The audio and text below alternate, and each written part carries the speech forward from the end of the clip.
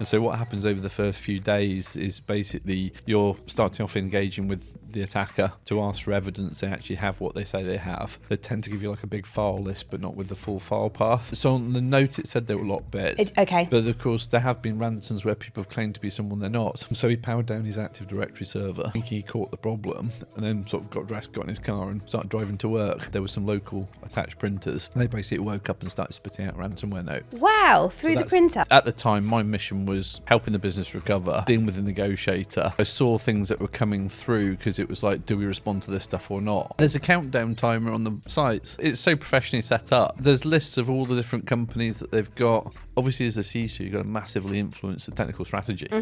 We're the new kids on the block in many organisations. It's an industry 30, 40 years old. So if you think about it as a part of a business, we're still trying to figure ourselves out, but we're causing a lot of confusion.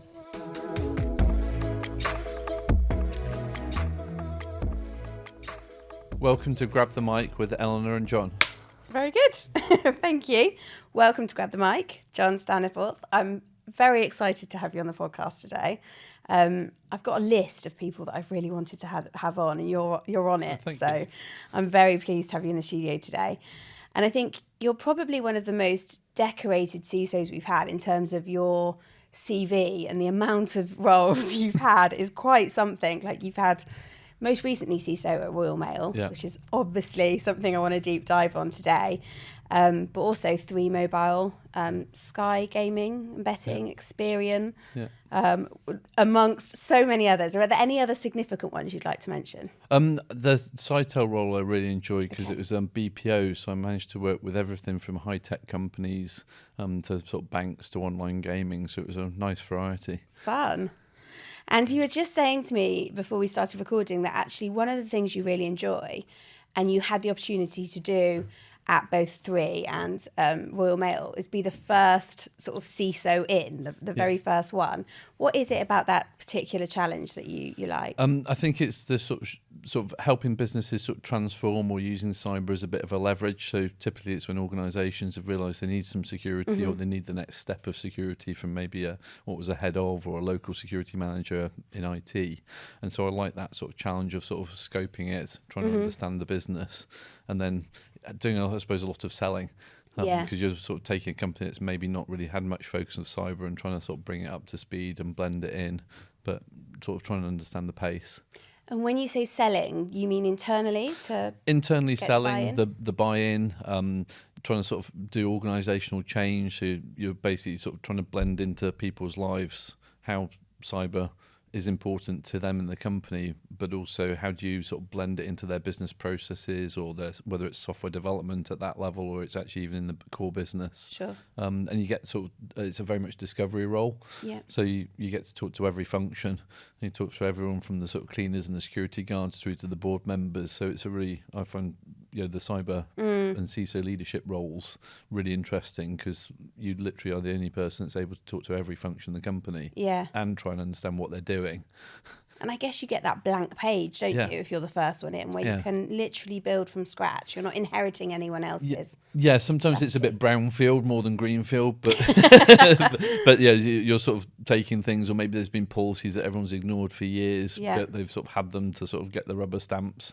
But yes, you get to do more shaping. And it's quite remarkable, because I might be wrong on this, my memory may be failing me, but I think you only joined Royal Mail in 2021. Yeah. So to think that until 2021, a company as huge as the Royal Mail and as instrumental and as big in society didn't have a CISO is quite something.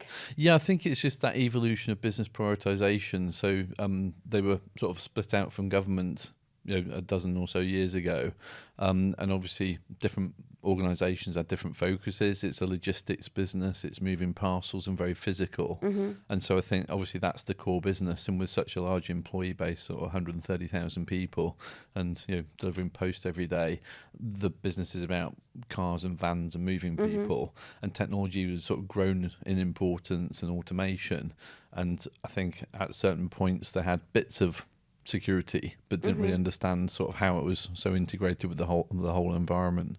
And so that's what really drove the change. As they started to head towards more digital transformation, they realised they had some gaps and should build cyber in. Yeah.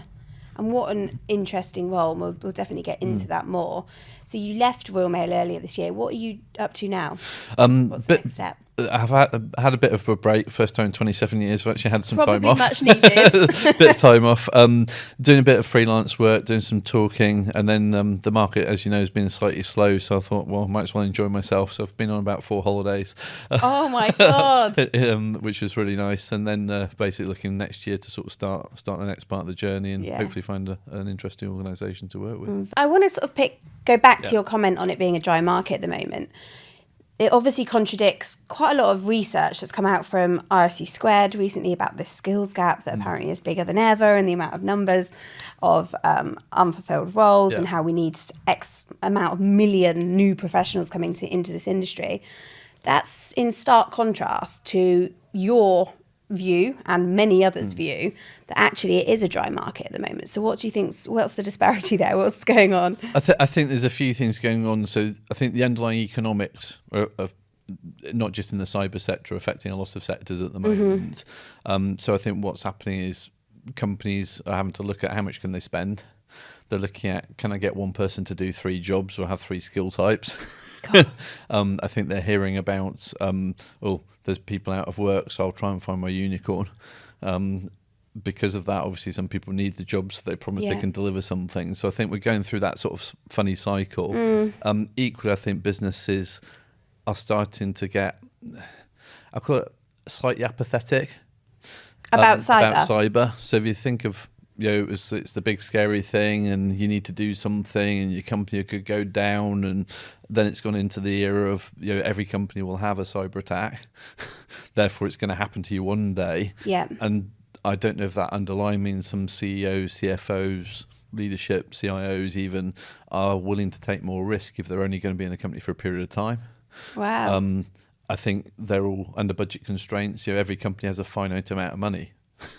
Yeah. So if you're now looking at AI and other technologies and new innovation and leveraging to make more products in the market, whether you're in retail, whether you're in service industries, that money's got to come from somewhere for those investments. And I'd say typically quality functions, whether it's health and safety, cyber security, with sort of quality type functions, typically suffer first because they're not always seen as direct product related items. Yeah. And so I think you're seeing that sort of effect. At a macro level, I think that's why we're starting to see more legislation. I think we'll continue to see more legislation because personal view is legislation tends to come in when companies don't do the right thing. Mm-hmm. So you're going to see more of that. And if you look, whether it's NIS or DORA, the US legislation about sort of executives on the C-level board, it's government trying to drive a behaviour. Yeah. And I suppose if those C-level tenures are becoming shorter, so CEOs, CTOs, CFOs are staying in the roles for longer, that added to the fact that there's this assumption that, it's going to happen to everyone anyway. Perhaps it's I'll spend less money and hope it happens to someone after I've left. Yeah, or take the risk. So you can argue if you're in year 1, you're doing a discovery. You might come in through a budget cycle. So if you're the leadership, or even like I go into companies and sometimes you're putting in your strategy, but you've got to put it into the next budget cycle. Yeah. Companies have already committed what they're going to commit to. Yeah. So yes, I think some of that, then if you're there year 2, you might have started the investment, but if a company's been behind because you've inherited underinvestment in cyber as the new CEO or the new CFO, you've inherited something. How do you catch up potentially years worth of underinvestment in cyber while you're still trying to demonstrate profitability or growth, or you're transforming the business or digitizing the business? So it's up to us as cyber people to help prioritize things. Yeah. And part of the job is helping companies manage their risk and accept that they're going to have risks that they can't mitigate. I think we went through the era of trying to fix everything. Yeah. So part of our job is to educate. Yes, there are important things, less important things with the business, but why is it there's a lot of senior people on the market at the moment? In terms of the other part of the skills gap, I think people are just asking for too much. I'm seeing jobs advertised for a SOC analyst who needs a CISP, which needs 5 years of experience, and they need they need to do strategy, and they need to be able to present to executive teams, and they need to be a SOC analyst. Yeah. So it's ridiculous. We're not helping ourselves when we put out a job. But also those companies, if they don't have a cyber person or cyber advice, then they just make up a job description, probably based on searching the internet, going what ChatGPT. yeah, Write me a job what do I need in a cyber person if I've got one role? So you list every skill. Yeah. So there's that sort of lack of awareness in companies that are starting to go, oh, I need some cyber, but I don't know what it is. So they try and create the unicorn job. Yeah. And then, of course, they get disgruntled because that person comes in and can't do all those 10 Isn't things. an actual unicorn. Yeah.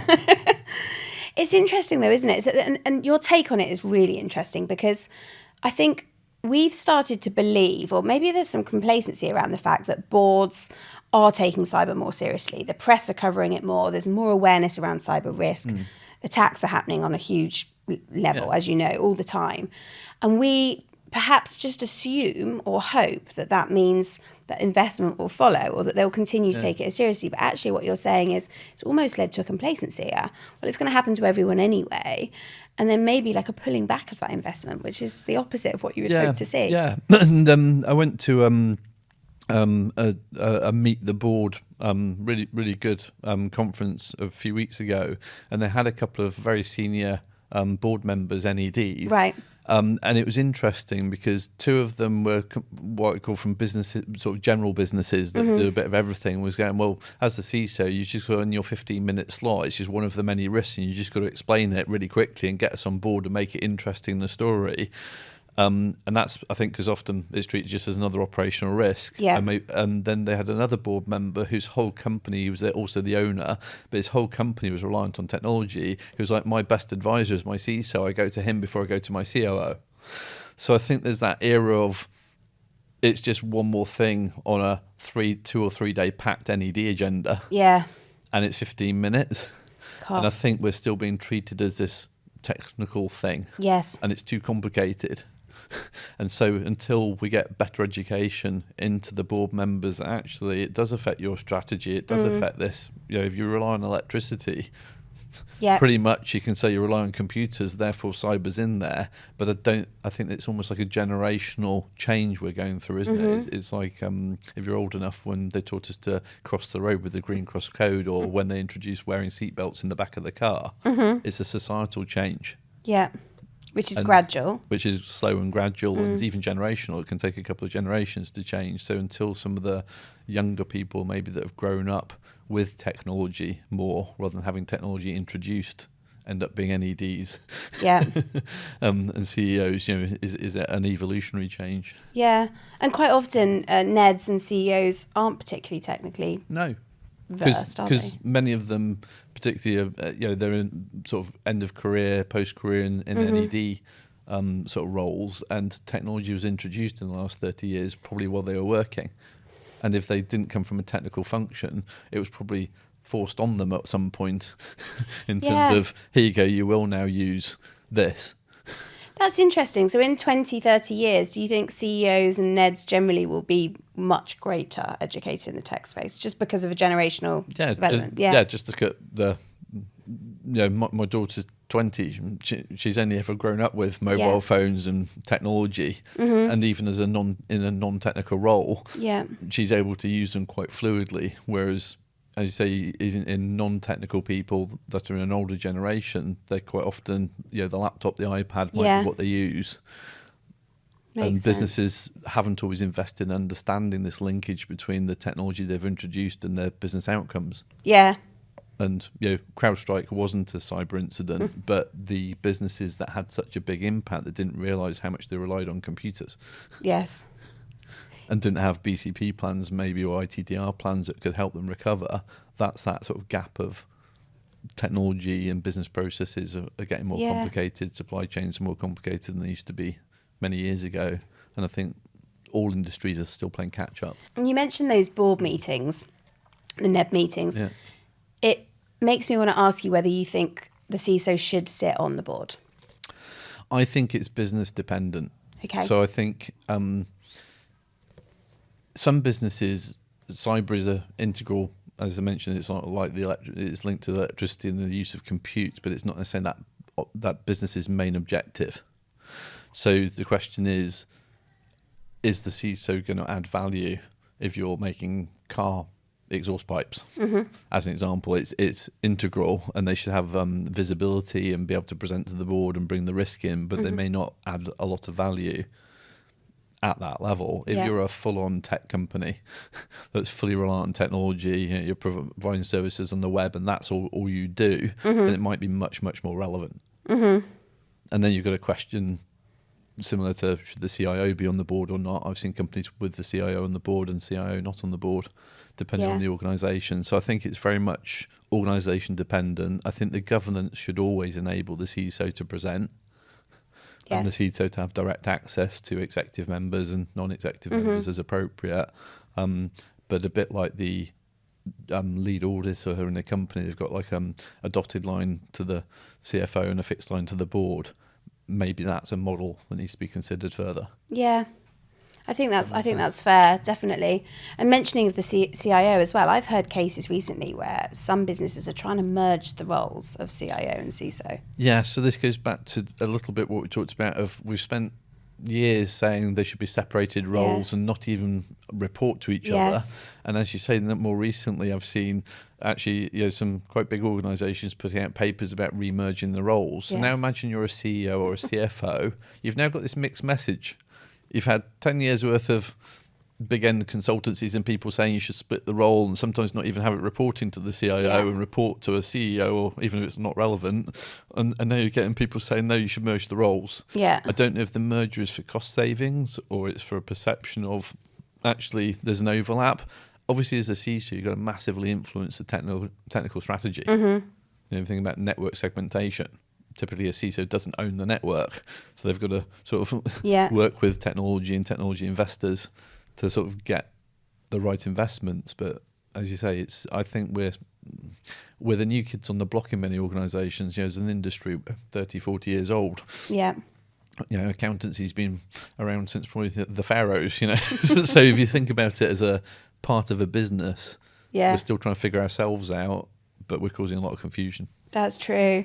And it's the flips that we constantly do, isn't it? That it should be like this, no, it shouldn't be like this. So if you're a CEO or CFO, and you've got one high-end consultancy saying one thing, another one saying another thing, the people that work for you saying a third thing, I know. Where do you go? Exactly. And so you can understand why they then go, well, I won't do anything. Yes, exactly. That's totally. Right, let's go back to January 2023, which I'm sure you remember very, very well, when the first reports of a cyber incident, as it was called at the time, came out. I want to know your personal story of what happened, where you were, what you were doing, what you thought when you first heard about this incident. So at the time I was living in Yorkshire. Okay. I used to come into London early, so I'd got into Farringdon Road, our sort of head office, done a couple of conference calls from sort of 7 till 9 a.m. And one of my colleagues rang me up who I'd worked with to set up the crisis management framework and said, John, what's going on? And I was like, what are you talking about? Have you seen your email? And what happened was at the international part of the business, one of the managers had triggered a crisis management email distribution group that we used during crisis exercises to basically call a meeting to sort of say, ransomware incident. We think there's a suspected ransomware incident, and so that was the trigger. So of course, my immediate thing was, okay, I need to find out, get hold of this person, find out what's going on, etc. So there's that sort of initial triggering. I put in place as part of my strategy, I'll call it the initial response. So fixing cyber, putting in firewalls, changing networks, putting EDR takes investment and time. So my typical strategies are put in a sort of crisis management framework, as there isn't one, forensic retainers, get all the things so you can almost like ring the fire brigade. So I triggered all those things in one hand, told my SOC team on the other hand, asked this colleague of mine to sort of set up like the silver crisis bridge, which is one layer down from the exec team, and said, arrange that meeting, take over that sort of email chain and get that ready, but do it for like an hour from now, and I'll find out what's going on. So then sort of ringing around trying to find out what was going on. So many balls in the air so quickly. So you're doing that very, very quickly and distributing. It was the second day in the company of my SOC director. Oh, wow. So of course, because we were building the teams out. Yeah. So Initiation Have by a fire. sort of it's a sort of a sort of contract resource helping manage the team, but operating at a different level because obviously we were building up the function. Wow. And so basically, triggered everything off that way. Talked to the business. They had a local IT support. It was a sort of subsidiary component of the organisation. So the local IT guy had been called because they just saw it as an outage. Yes. What was the first sign internally? Like, what was the first warning or red flag that something had happened? So basically, the local site is an OT environment. So just to be clear, it wasn't like corporate email and the corporate side. It was the operational technology. Right. And we didn't know that, obviously, at the immediate time. So basically what happened was the machinery stopped working, which can happen. Mm-hmm. So they rang their technical support, their engineers and IT. They thought it was the IT. They rang a guy early that morning who was still at home because it was quite early in the morning when he triggered it. He dialed in and saw some files being encrypted. Ah, okay. So he powered down his Active Directory server, thinking he caught the problem, and then sort of got dressed, got in his car and started driving to work. Meanwhile, what happened then is the site was obviously didn't know that part, but then there were some local attached printers. Mm-hmm. They basically woke up and started spitting out a ransomware note. Wow, through the printer? Yeah, because that's how it was that's how it actually works that particular note. And so while he was driving in, that started to happen. So oh my God. So they hadn't triggered, and that's why I got the sort of central piece. And then while I was doing the discovery of that, one of the members of staff took a photo of the printout and put it up on Twitter. So you can see that, you can go and see that note was on Twitter at the time. And we were still. I don't even know where to start we with were that. still in discovery mode. Yeah. While this was going on, so of course corporate while I'm still running the sort of first incident, finding out what's going on. Yeah. Poor old corporate comms got contacted because of all their triggers. Yes. This has now hit Twitter. What do we say? Oh my God, it's the worst possible scenario, really, isn't it? Yeah. So although you want to control normally what's going on, suddenly it's out there. And of course, at that point, we hadn't validated, was it truly, because you still don't know if they've stolen anything, you don't know anything about. Of course, the situation. Yeah. And so you're basically still in discovery mode. Yeah. Yes, of course. And the last thing you want to do is create a sense of panic with customers, the world. The Royal Mail is such a huge institution. Before you know exactly what's happening, before you've got all your ducks in a row. So what possessed that? Why did they do? What was the objective of doing that? I can't imagine. I think it's just part of society. People see something. Nice way some people's instinct is to post it. Wow. You've seen it much more serious things, sort of when bombs or anything, people just photo and post, don't they? So I think some of it's that. We obviously never found out who it was, and to be honest, it sort of didn't matter. It was obviously at the time Royal Mail had lots of industrial action going on, so it could have been just someone who was disgruntled. It could have just been someone who said that was just like, oh, I'm going to tell people. Yeah. Is it like an anonymous account then? Yeah, oh, right. Yeah. So. Oh my God! But so that's why a lot of the I was working with corporate communications and our DPO, our compliance teams, and saying, well, we all want a consistent message. But at that point, we hadn't truly validated, was it true ransomware? Had it been whatever? So that's why you see it was reported as a cyber incident. And was this on the first all this was the very first morning? Yeah. Yeah, and so, oh my God! And then you're triggering on the sort of these update calls. Basically, we had all the business representation across the company on the sort of initial crisis bridges. So it's sort of saying, at the moment, with what we found out, this is if it's ransomware for real, then it's going to be a while. And then by the sort of lunchtime, it was like, it's definitely feeling like it is. Yeah. So it's going to be even longer. Oh, and then it eventually turned into, sort of saying it's going to be at least a few weeks, and then it was like it's going to be at least a few months. Yeah. And you're going on, and of course, everyone wants to know, is there customer data being involved? Well, at that point, you don't know. No, of course. So you obviously have to put placeholders out there because you don't want to say, in any situation, I was involved in another big public data breach several years ago, you don't want to say something, you have to change the story again. Of course. That doesn't make the company or look clever, but it obviously affects potential customers in terms of worry and etc. So such a tightrope though, isn't it? Because you want to be seen as transparent and candid and honest, and you want to be seen as getting the messages out there to your customers. But at the same time, you cannot risk saying the wrong thing or giving the wrong information. And at the time, you're in absolute chaos. It's a really hard balance to get right, I think. Yeah. So I think we moved into, it's a cyber incident. We were working with, we triggered also contact with NCSC and NCA, who are really good and helpful. And so what happens over the first few days is basically you're starting off engaging with the attacker, the threat actor, to ask for evidence they actually have what they say they have. They tend to give you like a big file list, but not with the full file path.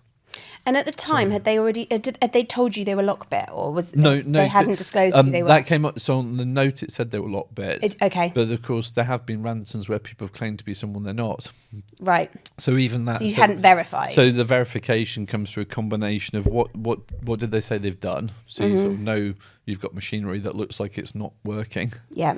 At that point, you probably haven't got all your forensics on board, because it takes time to forensic image and then research your disk. So you're going, it's pretty much looking like encryption because the machines are down. But of course, everything you switch on might then trigger things being encrypted. Yeah. Equally, you're trying to stop the blast radius from going out. So it was a case of cutting off the sites, the networks, because the worry was obviously it flipped over to the corporate network, or there was an interconnection and it sort of spread across the whole So do you ask people not to power up in that situation? Ask people not to power up. IT, we work really closely with the IT function, so they cut off all the networks from those whole buildings to the rest of the environment. So the whole buildings were just taken offline. Wow. And the networks downed. And how do you get that message out? Because it's a really basic question, but in the situation where you're asking people not to power up, you obviously can't send an email. So how are you getting that message? So on the site, we start off with the IT teams cutting off the network. Right. We stopped it, if you like, those sites to the rest of the company. They'd already seen their local sorting machinery was down anyway, because that's what sort of triggered the investigation to find out it wasn't just a normal IT problem, it was something more. And then we were working with corporate comms. I said you're working at one level with sort of what goes to the press. Yeah. Looking at what can be released to regulators and things and others to sort of say this is our position, this is what we're doing and who we're engaging. And then you've also then got the wider company, as the corporate email wasn't necessarily down. Yeah. But you've also got the local staff, because on that building there were almost a couple of thousand people normally working there. Yeah. So the local management to sort of go into their normal mode of, at the beginning, most businesses have like operational plans for if the machines break, go and grab a coffee or whatever you do. And then you're starting to message. We had to hire physical people to put on the doors. Security to search people's bags, because we didn't know, like my machine when I eventually got to the site was being introduced into the building, so that the networks were down. Mine got like a blue sticker. If it was infected, for sure, we knew it was infected, or it was plugged in, it would have got a red sticker, and it was in the building at the time, it got an orange one, and we obviously needed to manage what was going in and out. Oh, wow. So to do that, we had to hire more than the guys that just sort of do the normal sign-ins to open bags. To do that, we had to work with local management and the union to explain that, because of course people were bringing in personal devices for their breaks. Yeah. So we had to then have a whole explanation locally for, we need to search your bag for equipment. If you don't want to search your bag, that's fine, but any equipment then you have to leave in your car or keep at home or whatever. And so everything got a sticker. Oh my God. And that's just at the local level. There's so many things you don't even think about, like on that level. And this is all happening. This is all happening in the first few hours. Days. Yeah. First few days. Yeah. Did you sleep during that period? Like, not a lot. So so I work quite well without sleep on times, because you don't do this very well. Hopefully, not very often. So basically, the first 2 days I sort of ran it from the conference room and didn't pretty much leave the conference room. Went back to my hotel because I was in London for a few hours, and then the second night I think I caught a taxi at 10 at night out to Heathrow while still on the phone. Wow. And then we got into a rhythm quite quickly. So obviously a few of you, pretty much 18-hour days, 20-hour days to start with, because we knew then within the first couple of days how it was going. We moved people to 12-hour shifts. Right. and then to 8-hour shifts. So as we started to do rotation, and then as we started to get threatening actor engagement and knew roughly what we were doing, what was going on, knew there were waiting periods, then with both the companies that we pulled in to support us and our own people, a combination of both, we then put people more into shift work. More into routine. Was there a lot of takeaway pizza? Yes. So everyone always goes, how do you, a lot of those, those little pots from Marks and Spencer's with like flapjacks and chocolate rolls in, hundreds of those. I can imagine. So snacks is important in times of crisis. Once we got into routine, so I was down there for a couple of months. Every morning I'd stop at the petrol station, which had Marks and Spencer's, and buy a couple of bags of those. And they were always in the meeting rooms. Then we're you've obviously got the crisis management meetings with the rest of the business. This is where we are, this is what's going on. Then the sort of executive team, this is where we are, this is what's going on.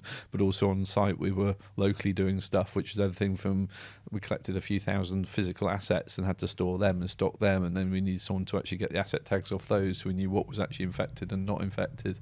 So you start to get through this, combination of physical, logical, imaging disk takes time.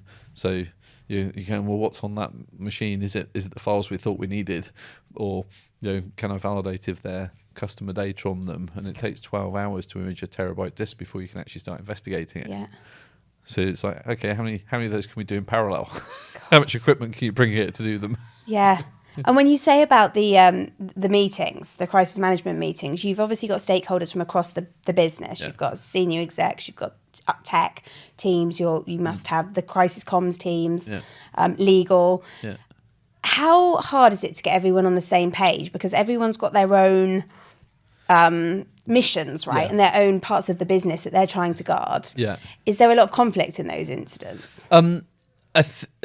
I think you get sometimes tension component items. So generally, everyone's trying to do the right thing. Mm-hmm. That's inherently, as you say, they're just looking at it through their lens of the right thing. Yeah.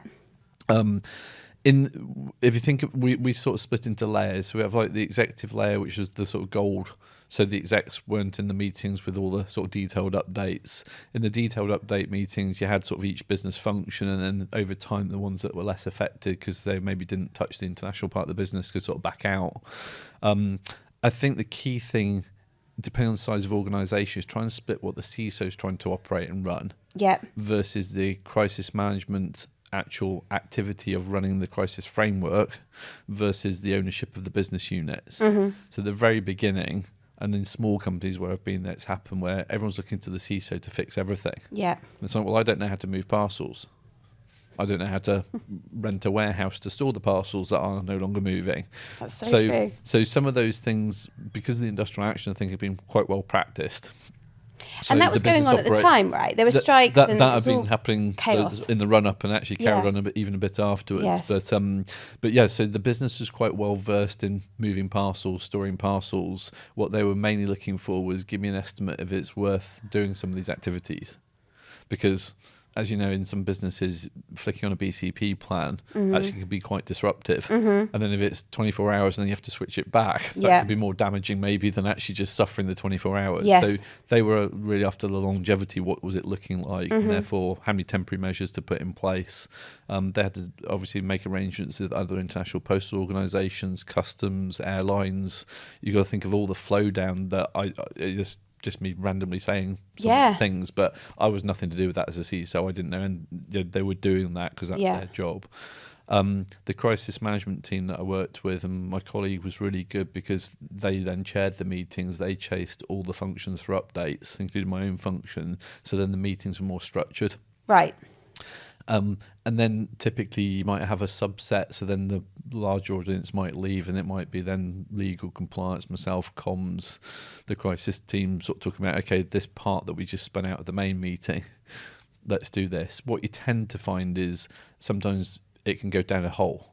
So without a good, strong chair of that crisis team, as you say, different personalities or different priorities, suddenly there can be 20 people and there's only 2 people talking about their minute bit.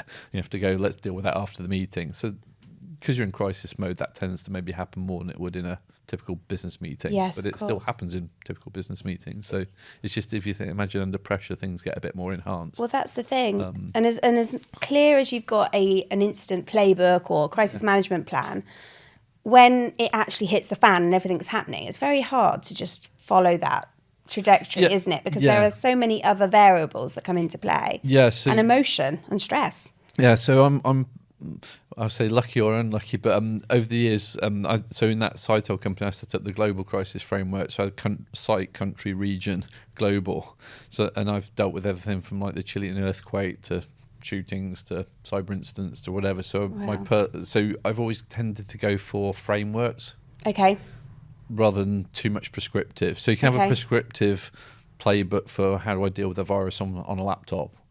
Or but you need to sort of become more frameworky the bigger the crisis gets, in my view. Okay. And so know who to call, who to trigger, have some things pre-worked out. But as you say, and you had that framework. That's what we've been working with, and we've been practicing and had the bits. But I said, did we expect it to be our international business? No. Did we expect it to have such a big impact straight away? No.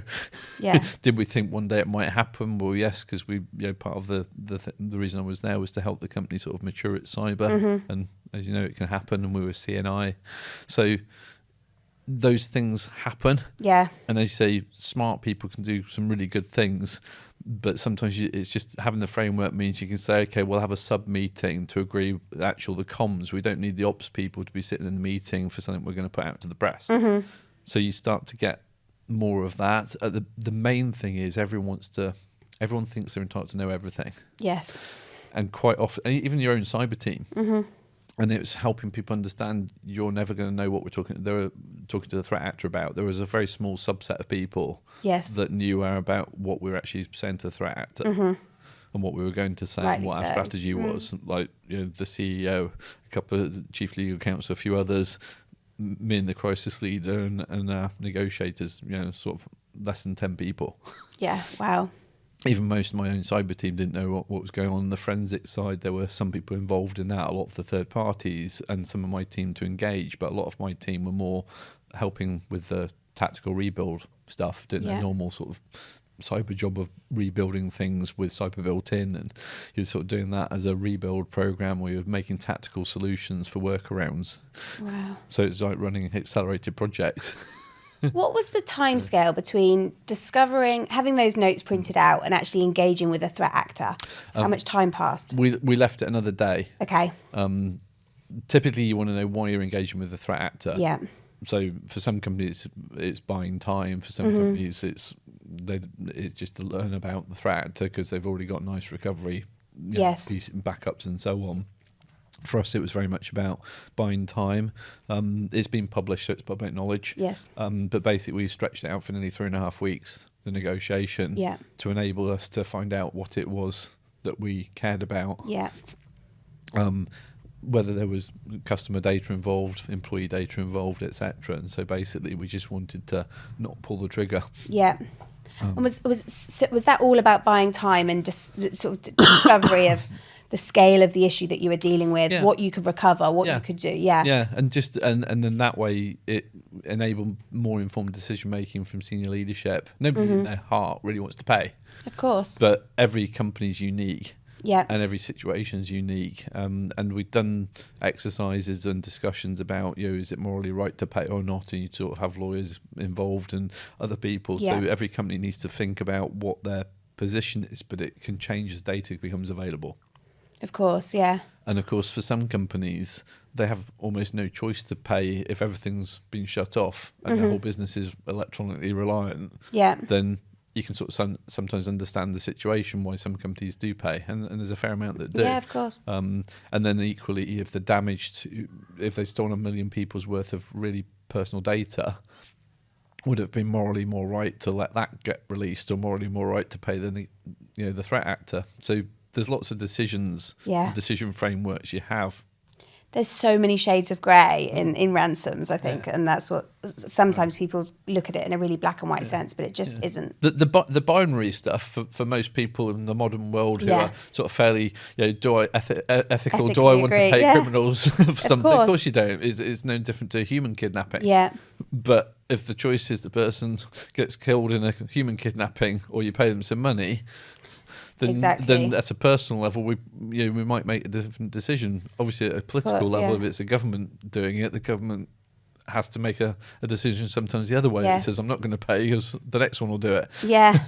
And when you've got that gun to your head, metaphorically speaking, it's hard to know how you will react. Yeah.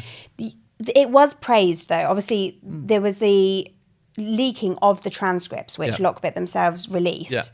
And actually, it got huge approval from industry and society. And it was really applauded how it was handled, those negotiations.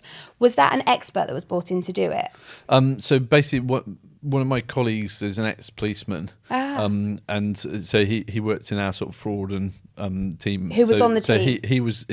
He worked with an external expert, myself. Wow.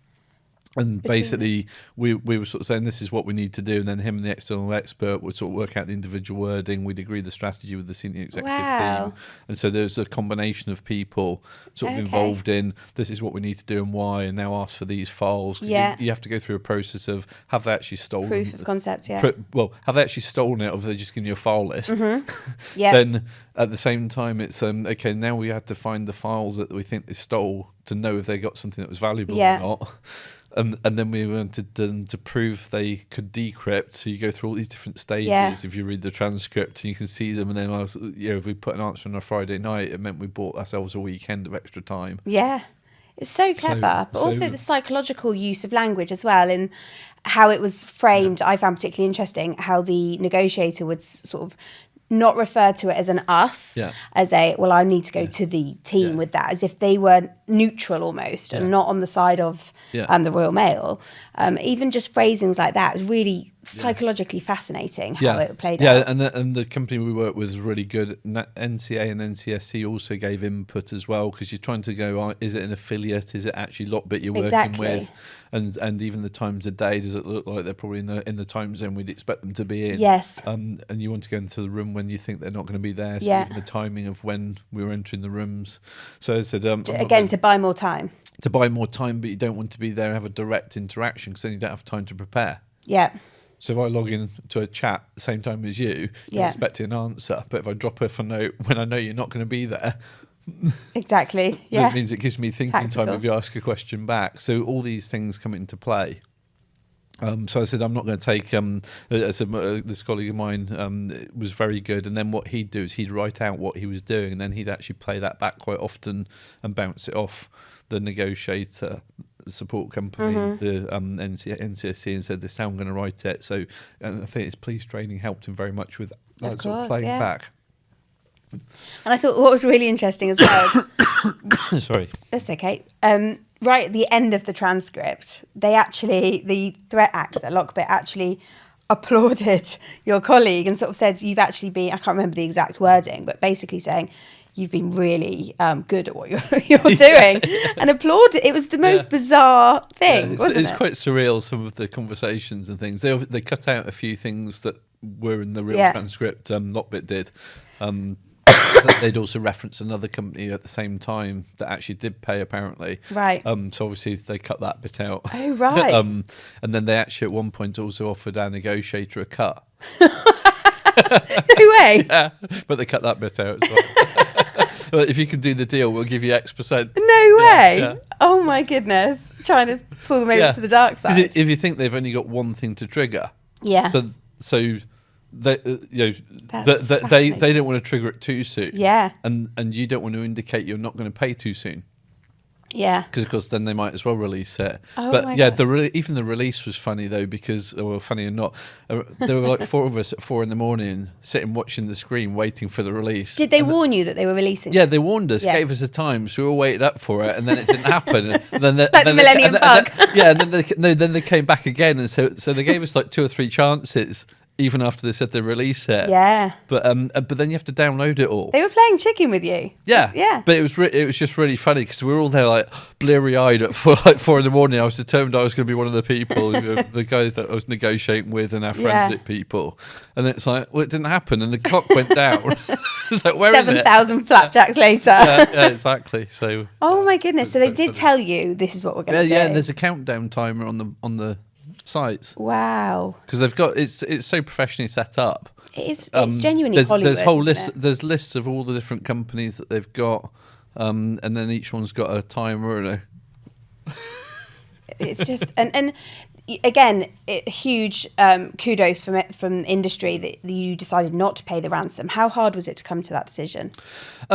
So probably in all our hearts, we thought we probably wouldn't. What we did was we had a decision framework. Okay. So you basically have a really, really expensive lawyer writing all the notes. But the reality is we had criteria that we worked with management to agree data. So things like, could you recover? Yeah. Right the way through to if you paid them, would they come back and could you protect your infrastructure? Yeah. And we had some very open, good discussions around that decisioning framework, and we basically were iterating that multiple times a week as we got more information. God. Because I said you can't just use gut shoot. Mm-hmm. You have to have a structure. So it was everything from, can we rebuild the environment? Do we need extra equipment? Have they got the data? What's the impact to the customers?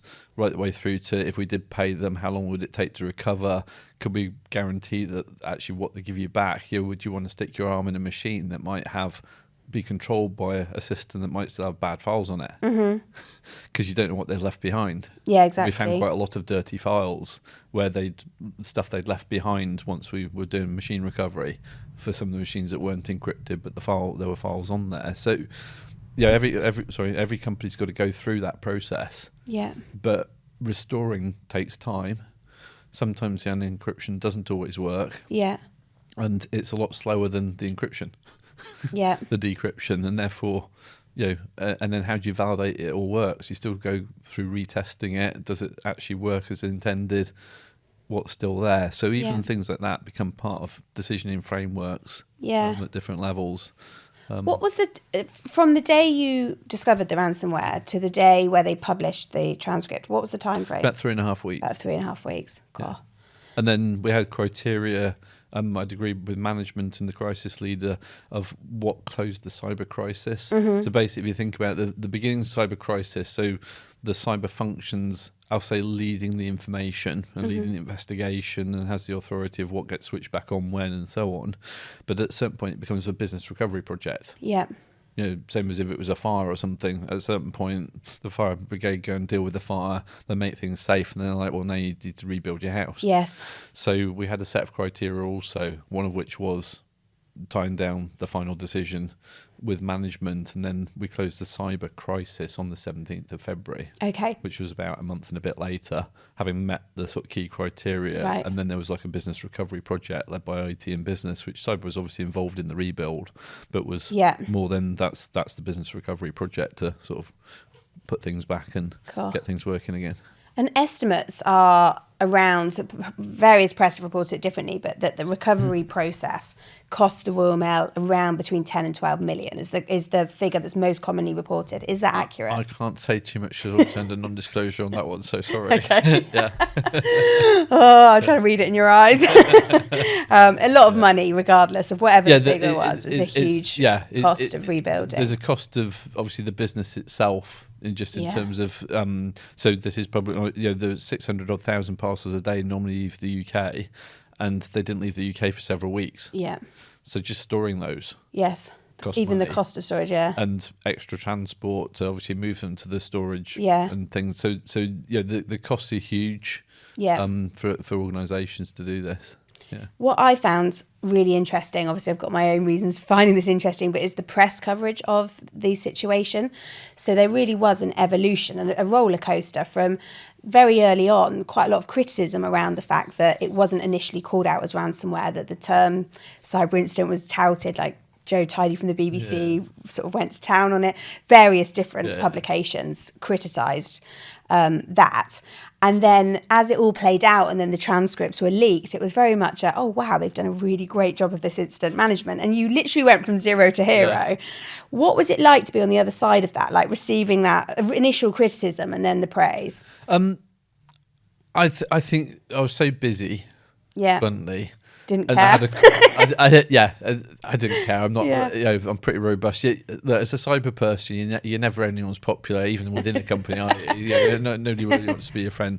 I think what actually, because I've been involved in some public incidents before, you start to realise how much is made up by the press. Right. Okay. So there were theories saying how it happened from cyber experts. It was a phishing link that was clicked on. It was this. It was clicked on. It was this. It was done. And it makes me laugh because I have been involved in other cases and things that have hit the press, and the amount of stuff that is just randomly made up. Everybody wants to break a story. Yeah, but everyone wants to say they know how it happened. Yeah. I'm sitting there reading one article, which I said in some areas you think it's quite well respected organisations, and going, well, I'm sitting here with all the forensic stuff and we haven't got to that point yet and we don't know how it's happened, yet this person is stating quite clearly this is what happened. That's so frustrating. Oh, it depends if you care or not. Yeah. So you have to have a hard skin. Yeah, I think it depends how much you read as well. Yeah. I said at the time my mission was helping the business recover, dealing with the negotiator. And so obviously I saw things that were coming through because it was like, do we respond to this stuff or not? And obviously those discussions happened a lot. It's like, we took advice from NCSC, NCA. We had a corporate comms team, had specialist cyber people. We had our own specialist cyber people through my function. We had some quite honest discussions about, well, how far do you go? Yeah. And obviously hindsight is a wonderful thing. And it really does genuinely seem like there was so much that was handled fantastically. Is there anything that you look back on and think, I wish I'd have done this differently, or I wish I'd have had this in place, which would have made the whole situation easier? There's two things, slightly tongue-in-cheek things that I tend to say. So one is all non-technical people are used to forensics and cyber stuff being fixed in milliseconds because they watch too much TV. Okay. Yeah. So when you're being asked what percentage of the way through the investigation are you, I had to analogy often to like a crime and saying, when there's a murder, do you ask the police what percentage of the way through finding the criminal they are? You may not find the criminal. Yeah. I mentioned it takes 12 hours to image a terabyte disk. Mm-hmm. We had thousands of assets and we were using the knowledge of the people that supported them to try and follow the trail to most likely where the files were. So it takes time. It's just saying, well, we can't even look at the disk for another 12 hours. Then we've got to try and put it back in a system and try and boot up the system. At that point, we'll know whether it was encrypted or not. So that whole piece takes a massive amount of energy. Yeah. So that's the part that you're 50 to 70% of your time as a CISO is comms, believe it or not, which is why it's such long hours, because you're the common thread. So sometimes it's business teams, it is going to be weeks. Sometimes it's senior management, this is where we're on the forensics, we found this, we haven't found this, so you can't yet state to the press that there is no customer data involved. But so that was a eureka moment when we could actually say that. Then it was, well, there shouldn't have been any staff data, but unfortunately, and this is public because you can download the files, but somebody backed up a laptop probably 10, 12 years before of an EA. Yeah. Shouldn't have done, but it happens. Yeah. Probably to replace it, and didn't delete the backup. So it then had some medical files on, some return to work files, and disciplinary action files. So, those people we contacted and told them this might get released, and said we work with the ICO and things. So, but that sort of whole, everyone expects immediacy. Yeah. Because we all have technology in our hand. And when it breaks, it typically is a quick fix. Yeah. And I think mentally, businesses, business leaders at every level are used to that. Well, why isn't it fixed quickly? Yes. So that's a real something I'll put much more education into. That's interesting. In the future. Managing of expectations when it comes to timelines. The tail of a cyber incident. So the other thing is, I remember talking to my colleague when I first got to Royal Mail, and to be fair, it was mainly Christmas deliveries, and big outages. And he was like, crises in Royal Mail tend to happen over time because you pretty much know when Christmas is. You sort of know the time of year it's mainly going to be snowy. But if you think about typical crisis for a logistics company, it's those types of things. And then go, no, cyber incidents happen really quickly. But the tail of a cyber incident is really long. Yes. So I think I'd also extend my tabletops. A lot of people do talk about red teaming tabletops, which is the incident. Yeah. But actually, I think we need to start extending them to go, actually, we're going to extend this tabletop into, what's the recovery plan? So as an example, you want your best PMs and your best BAs, and normally your key knowledge resources are on your recovery. That means your annual business plan and investments of all your new features and functions and custom releases are now going to be affected. So you've got to reprioritize your parts of your business. Well, that's a shock to the system when you go, well, we need that person because they're the only one in the company that knows this. Yeah. So I think we need to, back to that sort of business resilience side that you're starting to see more of CISOs need to get involved in. I think our red teaming needs to go, well, what projects are you going to stop? Yeah. And of course, fantastic advice, those. That side. And then on the more serious side of people, obviously I use a lot of line managers to my normal team and reinforce how are people, etc. But if possible, and if I had the money, I'd have a dedicated person in future whose only job is checking in on people. Right. Okay. So we did it a lot. I say a lot of carbs, a lot of pizzas, a lot of sweets, a lot of is everyone okay? We tried to move to shift work, but naturally, and I think particularly security people are perfectionisty people, but also like to fix things. Yeah. And I think a few people did suffer the slip through the net more than we probably all thought. Interesting. So I'd probably have someone much more dedicated, or try and ask HR to have someone almost like full time whose only job is ringing around, checking in with people, having a chat. Yeah, because the psychological impacts can be huge on those teams. Yeah, and some people just try and take on more because they want to fix it. So even though we diced people's roles up and said that's your piece, as I mentioned, not everyone knew everything because they didn't need to. Yeah. People naturally want to help, and some people just take that a bit too far and sort of overload themselves. So I'd probably have someone more dedicated to that. And right at the beginning of this podcast, you said about how a big part of being that first CISO in, and a big part of that role that you enjoy is sort of selling into the executive team, the internal teams, the importance of cyber. How much easier was that to do post?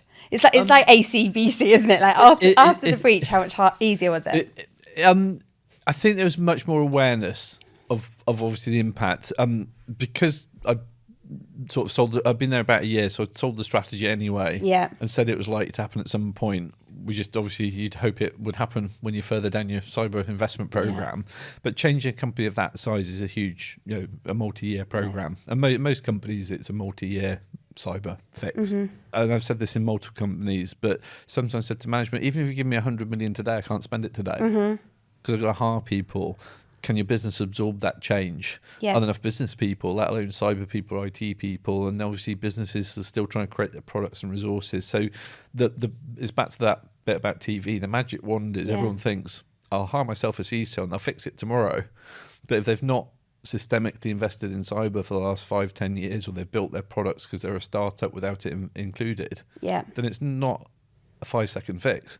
Absolutely. And so I think that's the part that, again, is where we all have to keep on educating. So afterwards, I think it was more, some people realised that were more peripheral, middle management actually, I think, got more realisation. Interesting. Because I think broadly exactly you and understood. But obviously with all the other challenges, the industrial action, it had to be balanced. I think the more middle management people, who are maybe doing things day to day, and it happened in another company I was in that had a data breach that was public several years ago. The middle management was actually where it had the biggest effect, because it's suddenly like, oh shit, fires do happen. That realisation. It's not just its talk. It's a tough lesson to learn though, isn't it, when you're in the huge crisis like that. And sort of to wrap this up, I suppose, earlier this year, the NCA and the NCSC announced Operation Kronos, obviously, which took down Lockbit in a remarkable, very successful way. How did that feel for you? Like the very organisation that caused you all those sleepless nights and no, it's good. It was really good, obviously, to see you sort of feel, oh, that's really nice. I like to, obviously, I'll never truly know. We've given them some information, NCA and NCSE, from our incident that actually they'd taken down before Kronos, one of the distribution sites, because the attackers had left enough data to actually know where they'd put the files. Right. So I like to think some of the information helped contribute to it. But obviously you're working with them closely. I must admit that they were really good. We had a really nice relationship with them, probably because my colleagues, ex-contacts as well, helped. But they helped with the input. They helped us with sort of thought processes. We had some of them on site when we found some of the files, working with our forensic team for a bit. So yeah, I like to think that we at least help stack up the evidence, say yes, that something should be done. Yes. Because they even need that evidence, don't they, to sort of criminally address people. Yeah. But yeah, it was very pleasing to see something that's been so disruptive. Yeah. No, I think it's just really cool. It must have felt like a sense of some justice being served, I suppose, even that sort of all that time later. Yeah. But I do think this is a great example of, you're a great example, the Royal Mail incident is a great example of the fact that sometimes when these catastrophic attacks happen, it's not representative of a lack of security preparedness or security posture failures. Sometimes it just happens. And I think this is a really good example of that, which we should sort of share more of in the industry. Thank you. So thank you for sharing that story. The final 3 questions I'm going to ask you, I ask all of our guests. So the first one is, what lyrics or quotes or words do you like to lead your life by? Oh, blimey. Sorry, I'm so bad at songs and remembering my partner used to take the mickey out of me all the time, so I couldn't remember. It can just be like a saying or an old word or anything that's just a motto, I suppose. I don't know if it's a particular saying. I just like to think that there's underlying good in everyone, even having dealt with some of the worst people in the world. And so it's that sort of whole can you live your life by leaving something behind with someone that sort of teaches them lessons learned, good or bad? Have you helped sort of impact someone's life in a positive way? That's really nice. That's what I like to think. And some of the teams that work for me probably think, how do you do that? But even it's knowledge, it's like, I've had people say, I learned this from you. Yeah. I'm taking that to my next job. That actually pleases me more than fixing the incident. Okay, nice. Second, what's your unpopular opinion? Unpopular. I think it's probably this one that I'm saying. I think there's an amount of complacency in business leadership. I'm a bit cynical of it at the moment. And having worked around the world, having worked in multiple industries, I don't think they're aware enough of the businesses they're operating. Okay, that's good. And final one is, what's your feel-good or victory song? So we play out each podcast episode with a song of your choice. Oh, boy. So what would you like yours to be? Oh, boy. I told you I'm just rubbish at music. I'm going to have to come back to you offline on this. I've got it on my Spotify, but I can't remember. So sorry. So we'll edit it. Yeah, edit that. We'll edit it in afterwards. We'll come back. Yeah, sorry. No, seriously, my wife has always said, I can listen to music. I listen to everything from classical to pop to dance, but you asked me what they're called. You don't know who it is. At school, I was rubbish at the top 10. You know, the top 10. All your friends used to remember. You mean like the top 40, the charts? The top 40, the charts. I couldn't memorise it. I can remember conversations from 10 years ago by even people at work. Be like, how do you remember that? But music. So the best thing about this is it's gonna be a total surprise when the song comes in to me and you. Okay, you can get back to me on it. Thank you so much, Jon. I really appreciate it, and some of it must be like painful to go back over, but I really appreciate you telling the story today. Thank you very much. It's been really nice to meet you. Thank you. I'm Eleanor Dalloway, and you've been listening to a Grab the Mic production. Join us next time for more unmissable cyber stories.